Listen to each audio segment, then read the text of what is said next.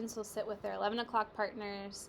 We've added the grad value of loving, and we want our students to see that intersectionality of how does being an academic also increase our capacity for empathy, and how does it sometimes preclude us from that. So give them the opportunity to reflect on this quote by Peter Forbes, take attendance and get rolling. The bell ringer for this day is a Throwback Thursday. That's what hashtag TBT stands for. And the students are to share a proud moment. For me, it was when I had knee surgery and I exposed one of my surgery scar, and I ran a 5K post-surgery. So that was really an important moment for me. So model this first with your students, and then give each of your students a couple minutes to do it themselves. If they want to take out their phone and show a picture, great. And if not, to have them keep their devices away, but be very targeted. Make sure that they know that their devices are only to look for a photo and to share on that. Then have a couple of students share out loud. After that, we're going to go into an Ignatian Examen, and then we have 2 tasks for this part of the phase of the day, which is our faith crest and then doing some presentations. So when you do this examen, I want you to notice that it's scripted for you and it's really bare bones examen. There's a more intense examen that you'll do on Friday. So I think this examen is just sort of a, how are we doing? And instead of the last 3 weeks, let's go over the last 3 days of CY1, right? And what do you anticipate for what's to come, right? So you'll pray that with your students. I think it's helpful if you have, practiced it.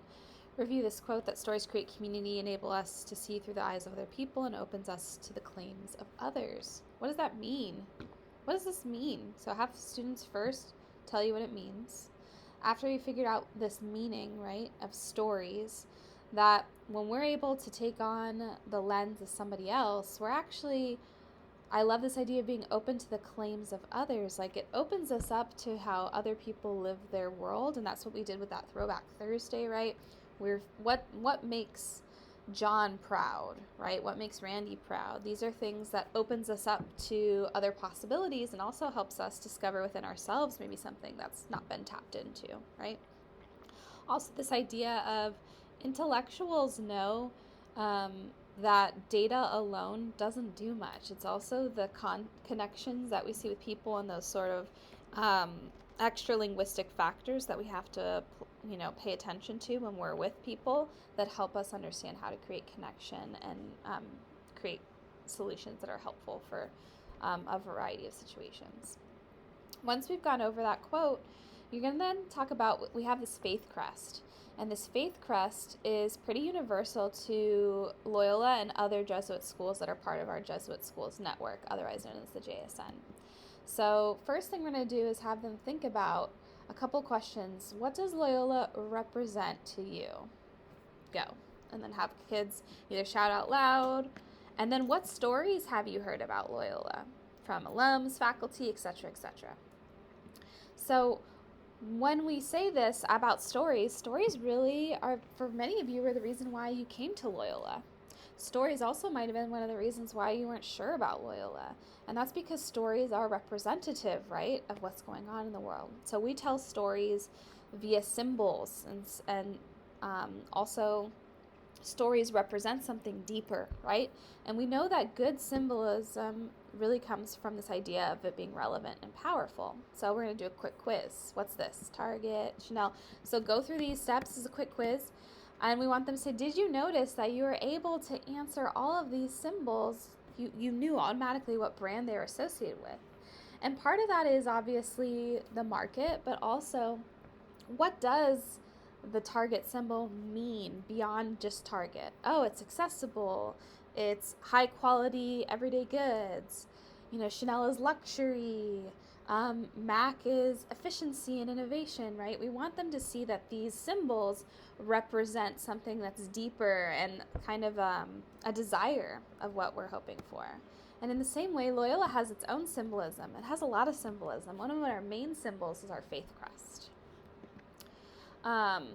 Then we kind of want to tell them that you're, as the new class of 2026, you are the newest symbol of Loyola. Like, you are representative of Loyola. And so we want you to be informed about who we are.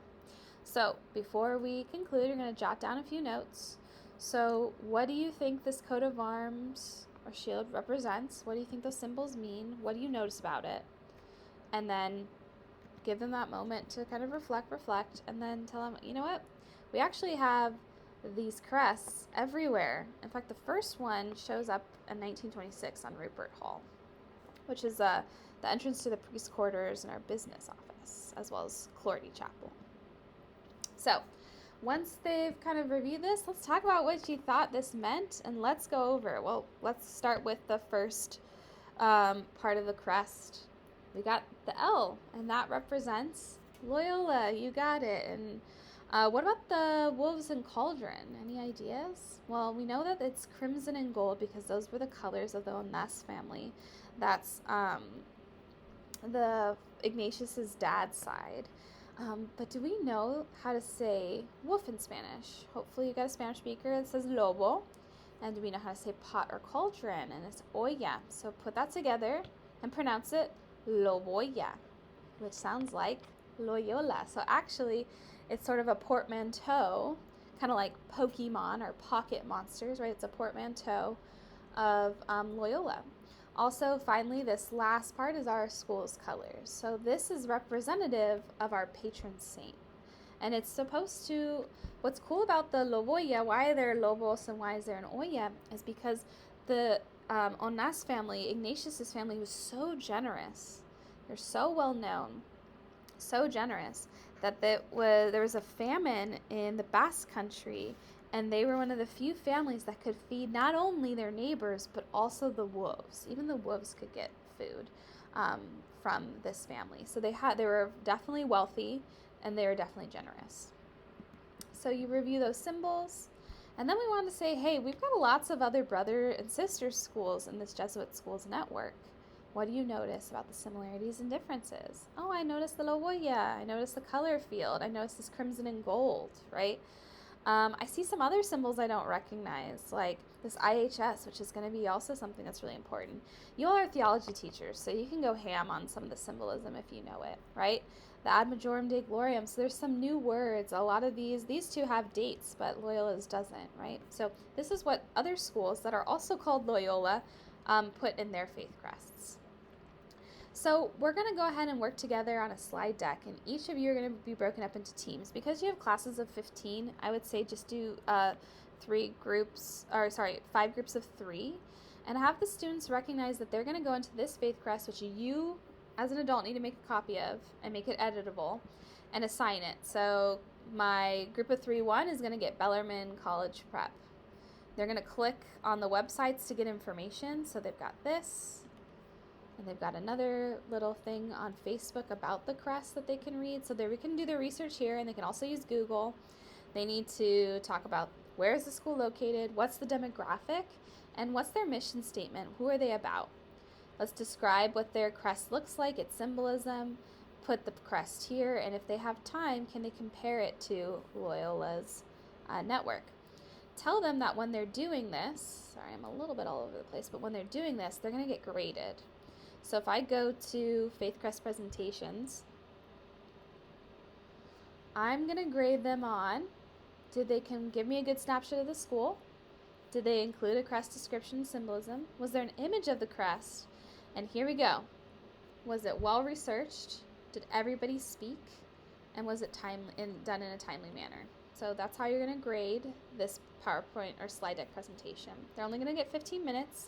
Each group member will share, each group will share 2 minutes only. And again, I said everybody has to speak. Not really, actually 1 or 2 spokesmen, but encourage them to all participate.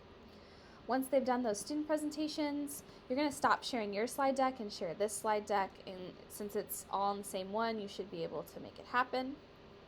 Then finally, we're going to go and take a break, right? So after the presentations, it's a perfect cutoff time. Get some stretches in. Then we're going to go into what technically day 7 looked like for the curriculum. Review the quote. We're going to reflect on consolation and desolation, and then they're going to make a crest of their own. So What do you think this quote means? Um, you know, great things are done by a series of small things brought together. Does this happen in life in school? Why does this happen? What can you do with this information? It's sort of the idea that the little things that they do each day are going to add up and amount to great things. So if they're consistent with using their planner each day, they're going to be more organized. If they spend a little bit of time studying each day versus cramming it all in the night before, they're going to be more prepared for their classes. So we're really trying to teach them about habits. So as a habit, we believe in sort of doing a reality check. So I want you to notice that this is animated. So if I click out of it, it's a hot mess. So make sure that you're in the present mode. And we're first going to start, and you're theology teachers, so I don't need to coach you on this, but we want them to talk about desolation, right? What do we think this means? And here are some things for them to consider. And in their notebooks, or in their planners rather, they're going to name 3 anxieties, stressors, fears that they may still have about school, which is coming up in a few weeks. Then we're going to go over consolation. Review what that is, have students provide input, right? We want them to start to talk to it first, and then we can fill in the gaps. Then we want to say, how do you seek help when confronted with these anxieties, stressors, or fears? So these exist. We're not trying to say they don't or gaslight you, but we want you to be proactive. What do you need to do? And then we also want to remember that you are a talented human being and you are brought to Loyola for a reason. That yes, there are people in your corner, myself included. I'm the facilitator. I'm here to support you in those times of desolation and to cheer you on in your times of consolation. However, you are talented and you were chosen. So remember that you're here for a reason. So anytime you doubt that and get into those sort of spirals of desolation, know that there are supports that are here for you, and that includes your own self. So to remember who you are and what you bring to Loyola, we're inviting you to make your own faith crest. You'll notice that it looks very similar to Loyola's, but I'm going to tell you specifically what's going to go in each part of the crest.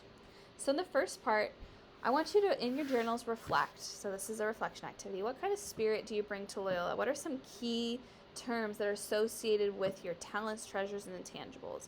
Maybe you're really organized. Maybe you're incredibly athletic.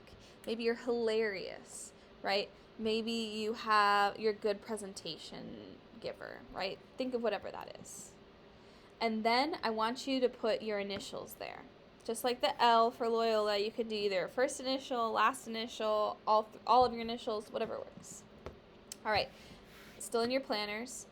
We're going to add your 6-word memoir to this part, but I want you to think about what drives you to be better. So reflect on how your memoir takes into account some factors such as family or friends that push you to be better. So who's your community? Who do you rock with? Who's your heart? Have them write down who those people are, and then also they're going to include their 6-word memoir. And finally, daily practice. We already did this in the connecting the dots assignment. So what's the habit that you want to form for your Cub Year 1? How do you want to improve every day? And what do you need to remind yourself of that? So have them reflect on that and then show them yours. So my people that love me call me KCP, like Cantavius Caldwell Pope. That's Caitlin Collins Pardo. That's why I included all 3, because that's an affectionate nickname that I've received. I put these symbols to represent my talents and treasures. I value my intellect, I value my empathy, and I value that I'm always trying to get better and grow. Here you can see what I have a heart that is for social justice. I have a heart that is about connections and relationships. And you'll notice what I'm working on. These are my daily habits. I'm working on taking care of myself so I'm not burnt out. I wrote this in Spanish, everything in its own time, because these are the things that I can be fairly impatient. I want things to get done quickly and now, but that's not life. And then also building relationships was my habit that I wanted to form from the Thomas Frank video, is to continue to build relationships and to do it in a way that's authentic and not manufactured. So give the students the rest of the time to work on this. They might finish early, and you might provide them feedback that, hey, I think this looks sloppy. Like, tell them to really take the time to own this, because this is supposed to be representative of who they will be and who they are becoming their first year of Loyola. And if they have downtime, have them work on other assignments. They need to have everything in, because Well, you're going to notice that deadlines are tough for our students, but this class, it ends on Friday.